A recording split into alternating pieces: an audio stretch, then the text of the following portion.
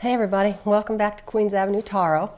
As promised, today we are going to start on Bob Woodward's book, Rage. Cover. Ick. There he is. And the cover is real, it feels really rough too, so I just think he's gross. But anyway, so this book, when we're done with it, is also going to be, names will be picked out of the hat, and I'll send it to the lucky winner. But you got to be a subscriber, okay? So hit the subscribe button. Click like, don't like, I don't care. Whichever one you want to pick, I don't care. But hit the bell if you want to, and you'll know when I come back. So Bob Woodward has sold, 19 books. He was a reporter that worked with Bernstein on All the President's Men when Nixon was in office, and they won Pulitzers for that. He also wrote a book called Fear. Let's see, Trump in the White House, which I downloaded to Audible and listened to while I was driving. But this book is dedicated to his editor, who edited every one of his 19 previous books over 44 years. And it's a fairly long book, about 400 pages. The author's personal note talks about his assistant, who's worked on 6 books with him over 13 years on 4 presidents. And Steve Riley, who is also another guy that works with him. And I do want to read word for word a quote that the president said to Bob Woodward, and the reason why he named this book Rage.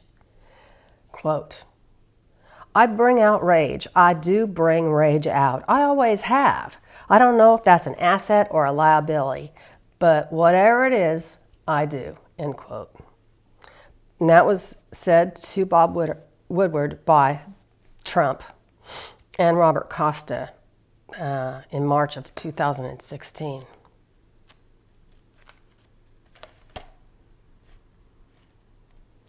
Trump says, "Yeah, sometimes I do more than other people to get things done, and sometimes that makes people unhappy." He says they don't think of me or view me as they view other presidents. But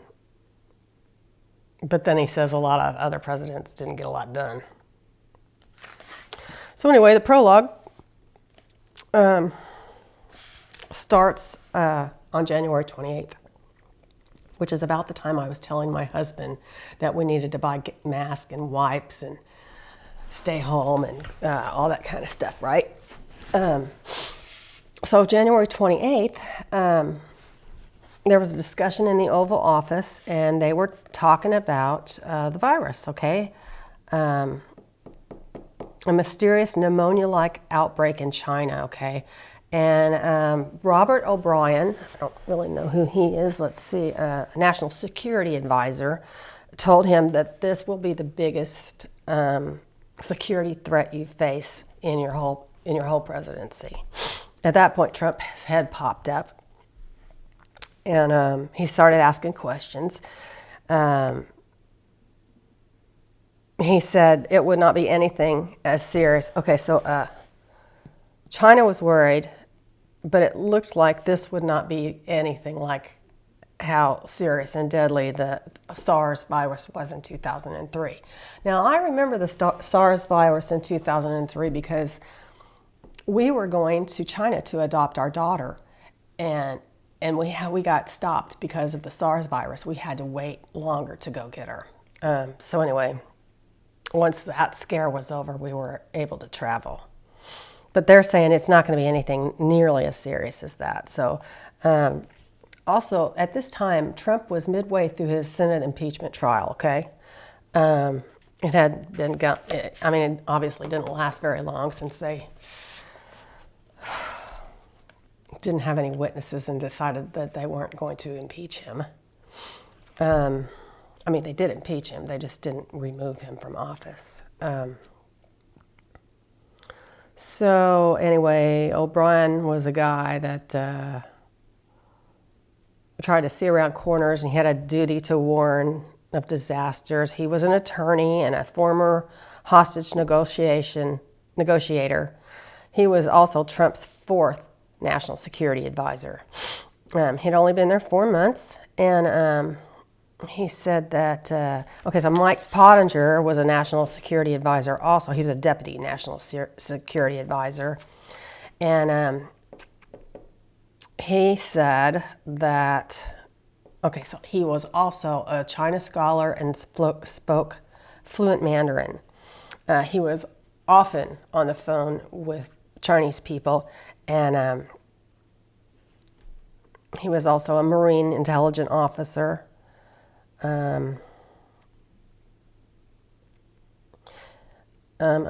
So anyway, he knew firsthand that the Chinese were masters at concealing problems that they had, and they were masters of covering it up. So Trump asked him what he knew.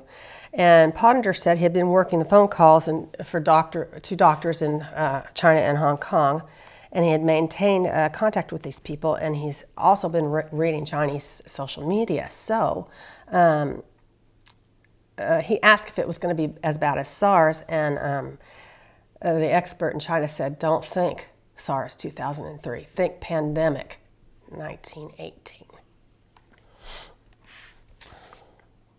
So as early, okay, so they're telling Trump this on January 28th. So before that even, this Pottinger guy knew that we were in deep, deep trouble.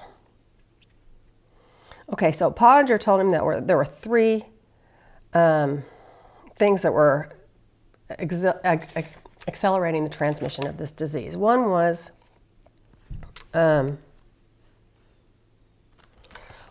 that people were easily getting this from other people who didn't even show symptoms. That's number one. Two was, let's see, one was,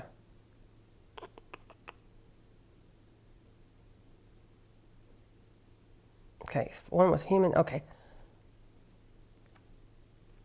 Okay, so two was 50% of the people were infected but showed no symptoms. Three was that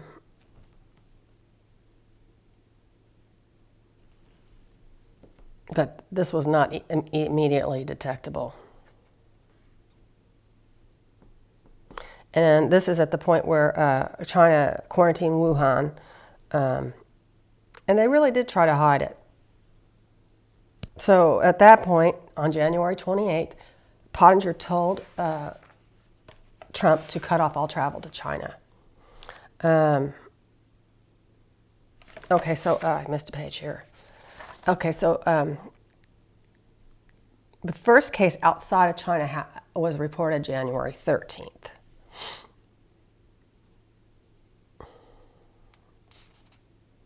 And the CDC had been trying to send people to China, but China refused.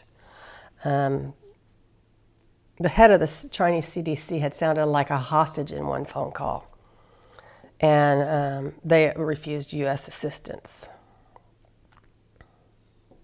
So the calls of January 24th and 26th, he said he came out of the weekend with his hair standing on end. Some Chinese elites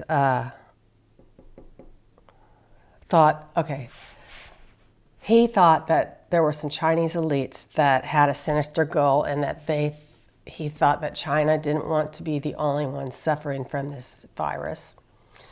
That if they were the only ones suffering from this virus, that it would really cause them a lot of economic damage that they wouldn't recover from. But Pottinger was not ready to make a judgment on this one way or the other. He said more than likely the outbreak was accidental. But he was certain that it was going to hit the U.S. and it was going to be unparalleled.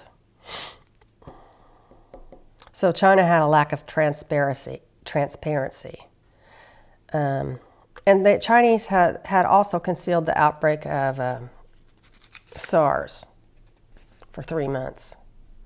Okay, so on January 31st, 3 days after he had this meeting with the national security advisors and the deputy national security advisor, Trump imposed restriction on traveling from China. Okay, at this point he wasn't restricting travelers from Europe, right? Okay, so he had so many other things on his mind, right? He had let's see, the Super Bowl. That's really important. Okay. He had a tech meltdown of the caucuses in Iowa. That was a big deal. He had a State of the Union address, which is a big deal. And more than anything else, the impeachment trial. Okay, so he had all this other stuff going on. I mean, Super Bowl, right? When this virus started coming onto the scene. And Trump, at this point, was telling people that they didn't have anything to worry about. Hannity asked him, how worried were you? And he said, we have it shut down. We shut it down coming in from China. And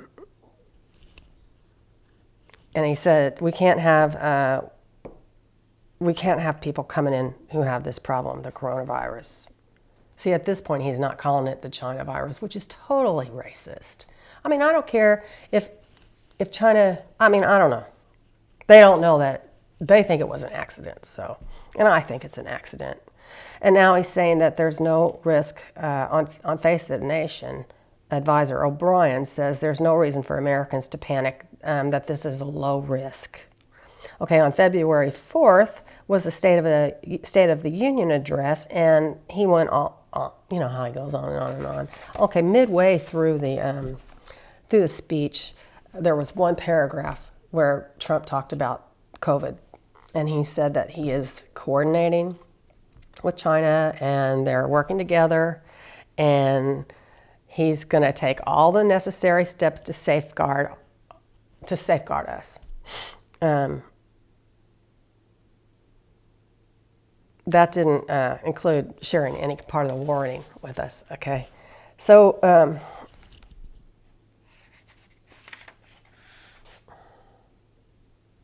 okay, so then on March 19th, before Woodward learned about these warnings on January 28th, the president had deliberately not drawn attention to it, and it was because he said he played it down and he didn't want to create a panic. Well, dude, you know, if you tell everybody that this is coming, they can protect themselves, and maybe 200,000 people plus wouldn't have died. You know, I mean, we're already in a panic. Okay, so then he called Bob on February 7th. He called him at home. He'd been acquitted in the Senate by this time. He had a setback with the virus. He had spoken with Jinping the night before. Okay, and so this is when Trump says to Woodward, "I think it goes away with the spring, when spring comes and it starts getting warmer. The virus, the hotter it gets, the virus will die." And so he also told Woodward that he and Jinping had a lot, and I'm talking about the president of China. He and Jinping had a really good relationship, and that they liked each other a lot. So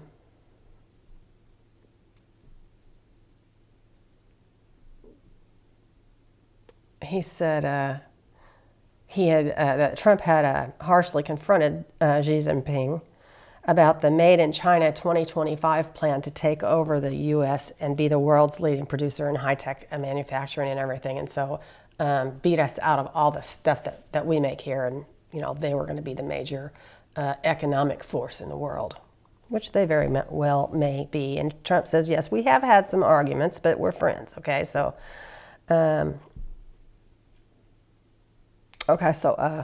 he said that Xi Jinping said some things to him that made this virus sound tricky, and Woodward wants to know what's tricky about it. He said, okay, so this is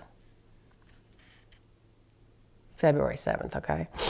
He said that Xi Jinping told him that this was extremely deadly, and Woodward's like, why? Why is it so deadly? And he goes, because it goes through air. And it's also more deadly than your regular flu. Okay, so he at this point didn't know about O'Brien's warnings. He hadn't heard anybody call for Americans to wear masks or wash their hands at all this time. At this time, I was telling my husband, you got to wash your hands, not touch your face, you got to wear a mask, blah, blah. And he's thinking, you're nuts, lady. But I was right. He wanted Americans to go around doing their daily lives and not change anything. 60 million people traveled by air that month because they didn't know any better.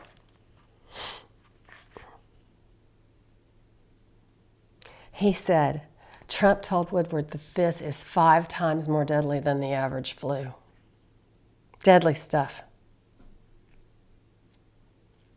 He said Jinping built a number of hospitals in record time, which we could see on the news. I mean, they were putting up, you could see all of these dozers out in like an acre of ground, all working at the same time, but putting up these makeshift buildings to have hospitals in to treat all these sick people in Wuhan.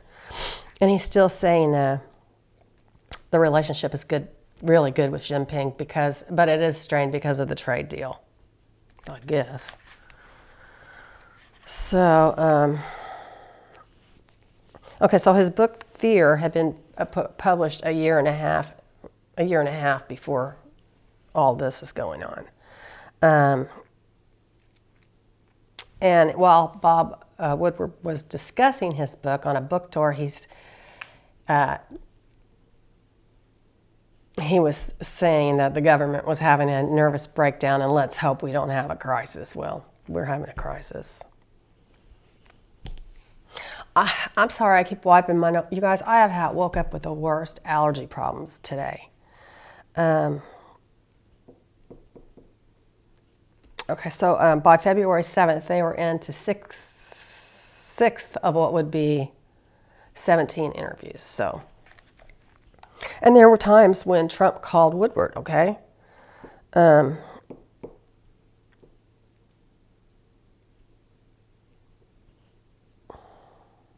Okay, so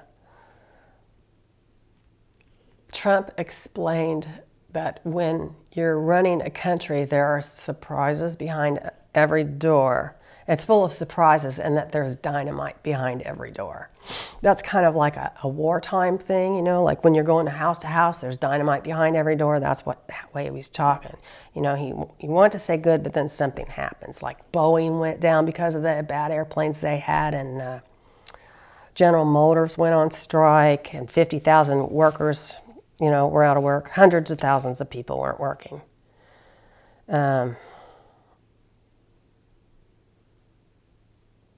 He said that's the most profound statement he had ever heard Trump make in public or private.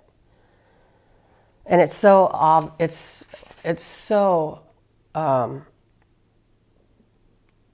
at odds with what he tells us, okay?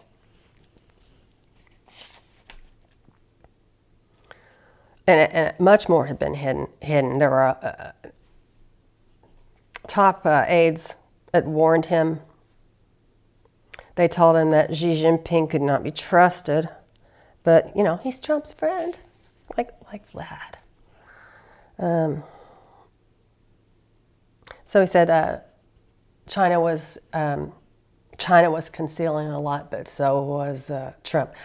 How you like my glasses? Aren't they kind of hip? I had to wear these because they are 3s, and my regular glasses are 2s. But to read a book, I really need stronger glasses. So anyway, both Xi Jinping and Trump were hiding a lot. And Woodward wants to know who was responsible for not telling us. Where did it break down? And he said it had taken months to get answers. He said this was the greatest test for Trump in his presidency so far. Okay, so that was just the prologue. So, okay, let's go back to Thanksgiving 2016. Trump had just won the election. James Mattis saw a call from an unknown Indiana number. He didn't answer it. So, and he was volunteering somewhere. So when the second call came from an Indiana line, he answered it, and it was Mike Pence. And he said that the president wanted to talk to him. The president-elect wanted to talk to him about the Secretary of State job. And Mattis said, I'm happy to give my advice, and I'll be happy to meet with him, but I don't want the job. So I think Mattis is a stand-up guy. And he did want to talk to Trump because he wanted to question what he was doing with NATO, because he was like, we pay so much more and we get nothing out of it, like Germany or whatever, they don't pay enough into NATO, but they are a much smaller country. But here's the thing about NATO. We need NATO. NATO is North Atlantic Treaty Organization, I believe, is what it is. And what that does is it's a collaboration between Europe and North America as a protection against the Soviet Union. And Trump is bound and determined to pull out of it. And I'm sure at the direction of Vladimir Putin. So he went to Bedminster November 19th to meet with Trump and Bannon and Ivanka and Jared. Mattis, he was a Marine.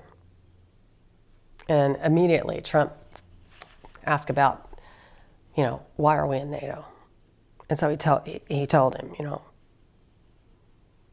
he said, if we didn't have NATO, we'd have to build it because we need it. That's how badly we need it. And Mattis told him that when New York City was attacked, it was all the other countries who immediately went to take up for us. That the other countries lost way more men in Afghanistan than we did. But he said, agreed, they do need to spend more money on their defense and go ahead and press them for that, but we need to stay in.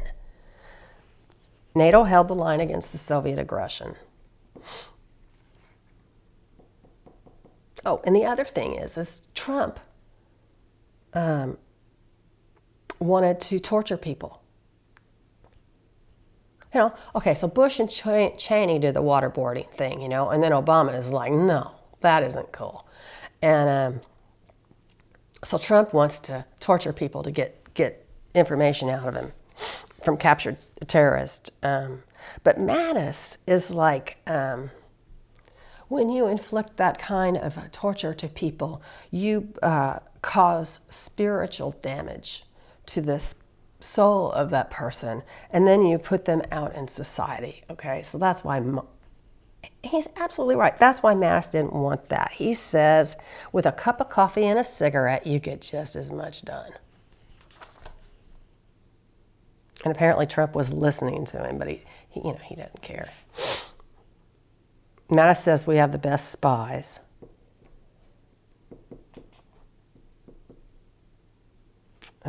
Okay, so this is where Trump asked him what his nickname was, and Mattis said Chaos. And he goes, no, I'm changing your nickname. From now on, it's Mad Dog Mattis. Whatever. He said, you can do whatever you want. You're the president, so president-elect.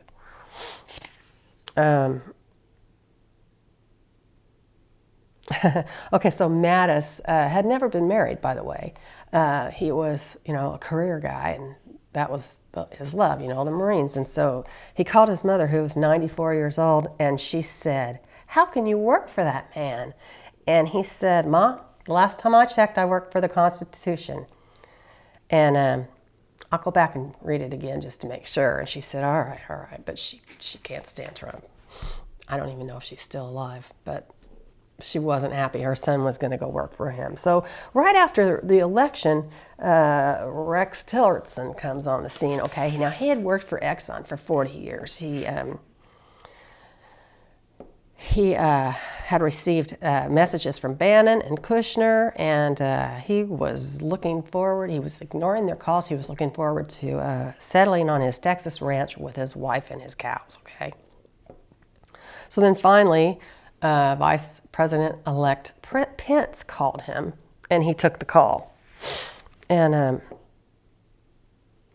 so Pence said, we know that you know a lot of world leaders, and we want you to come and talk to, give Trump a briefing. And so Tillerson said, I'll be happy to do that. And then he went and he said, I don't want to go through the gilded front doors. I don't want anybody to know I'm there. I'm coming up the back stairs. So that's what he did, back private elevator.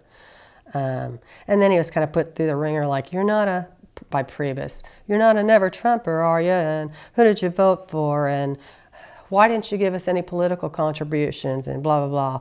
Anyway, he made it past Priebus. But Tillerson thought that was all really weird. Okay, so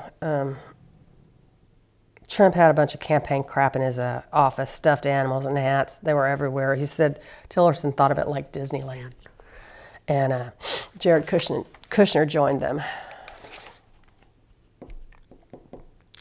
So then he says that Russia hasn't changed culturally in 1,000 years. They're the most fatalistic people on the face of the earth. And they say, that's Russia, that's Russia. That's just the way they are. They're like, that's our fate. Oh, my allergies. Okay, only one time did Russia rise up in revolution, and they're not going to do that again. So you can't. I mean, they do have their little uprisings, but they're very quickly squashed. And also, Obama was never able to deal with Putin, and but Tillerson said, you can deal with Putin. Tillerson knows Putin very well. He said he's a terrible racist. He said all Russians are terrible racist. And Obama hated him. And so Putin's goal is he wants Russia. They want recognition of their role in the world order. And he wants respect as Russia being a great country. And he thinks that his role in the global world order is equal to ours. Now he's talking about China, and that it's a different challenge. I've been to China, and when I was there in 2004, in Beijing, for example, they were getting ready for the Olympics, and they were knocking down temples, beautiful old temples. Beijing had Hermes, they had Louis Vuitton, they had Chanel stores, they had, everywhere you looked, there were cranes and, heavy equipment. They were building a new Beijing, okay? They have, it says here, they lifted 500 million people out of poverty to middle class. And it says that just benefits the whole world.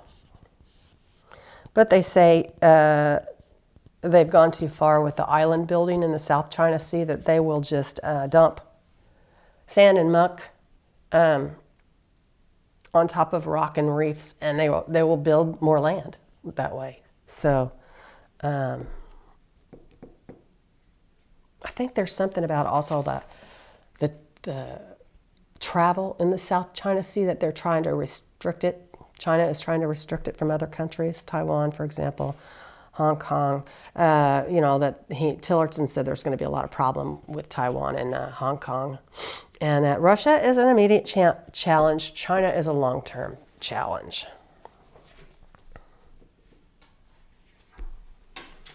He says United States still had the dominant role, and that our strengths were military, economic, democracy, and freedom. No. In Tillerson's view, those were the 4 strengths, but Trump didn't ask what they were. He said, all the aces are still on the card. All the aces are still in the cards on the table. But yeah, Trump didn't ask. He said those aces belong to the U.S. Ivanka came in. Trump introduced her. You've got all. He said to Tillerson, "You've got all these relationships." And he said, "I've been talking to a lot of people about serving in my cabinet." And he says, "You're the perfect guy to be my Secretary of State." And Bannon's like, "You're surprised?" And he said he was surprised. So he said he had spent 40 years with Exxon. He had 3 months to go because Exxon has a mandatory retirement age at 65. So, but he had 3 months to go, right?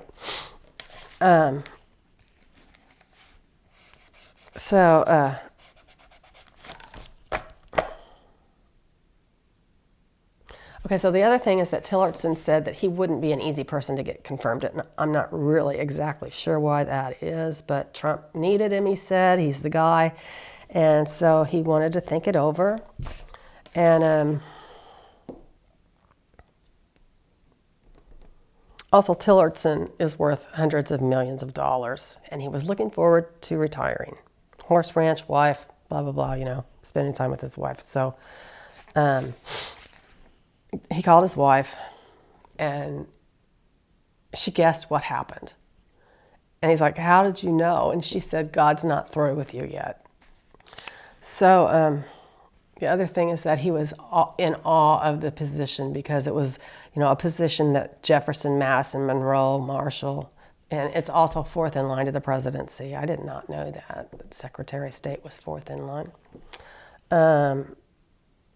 So his wife also noticed that since he was nearing retirement, he was getting irritable. She wanted him out of the house.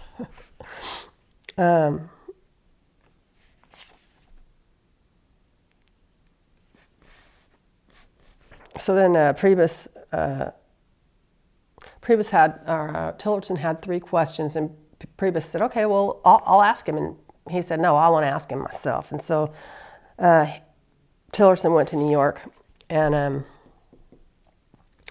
between the time that he called Priebus and the time that he went to New York, he talked to Condoleezza Rice, James Baker, who was George H.W. Bush's Secretary of State, George Shultz, 6 years for Ronald Reagan. So he talked to all these people, and he told them, "I'm coming from Big Oil," and he didn't want to cause a problem for himself or the president. And every single one of them advised him to take the job.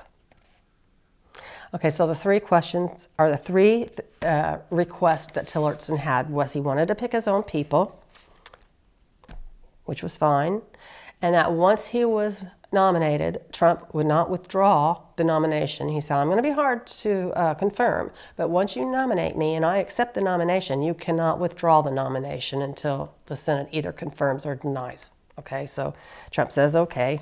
And third, he said that he wanted Trump to promise him that they would never have a public dispute. He said, "If we're going to have some kind of a problem, we're going to have it in private." Trump said, "Fine." Well, Trump's an asshole, so he didn't keep that promise. Okay, so see, that's the end of chapter 2. These chapters, I think, are pretty short. Hey, look at my bookmark. Da, da, da, da. I love it. So anyway, okay, so December 1st, Trump started a thank you tour, really pretty much another rally to get his campaigning gear for 2020, right? And Mad Dog Mattis was there with him. And think that was in Cincinnati. And then the second thank you rally was in Fayetteville, North Carolina. That was December 6th at Fort Bragg. At that point, he told Mattis that Rex Tillerson had agreed to be his Secretary of State.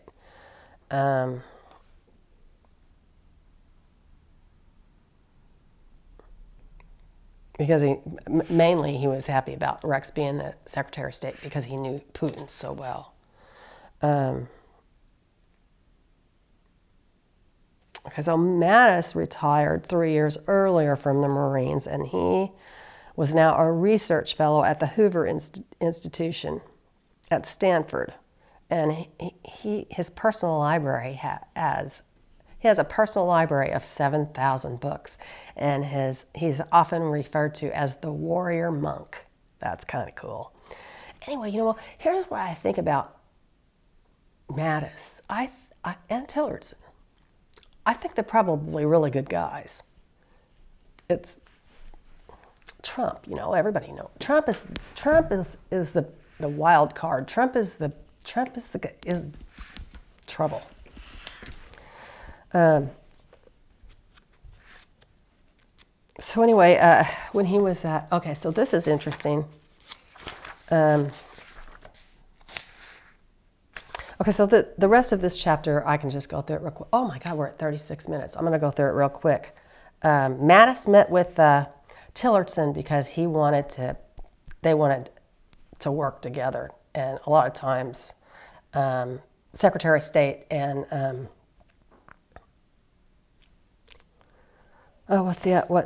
Secretary of State and Department of Defense, whatever, didn't work good together. So Madison convinced Tillerson that was the good thing to do, and they needed to form a partnership. And so that's chapter 3. Okay. Okay. Thanks. Bye. So hit the subscribe, hit the like, hit the bell. Thanks. Bye.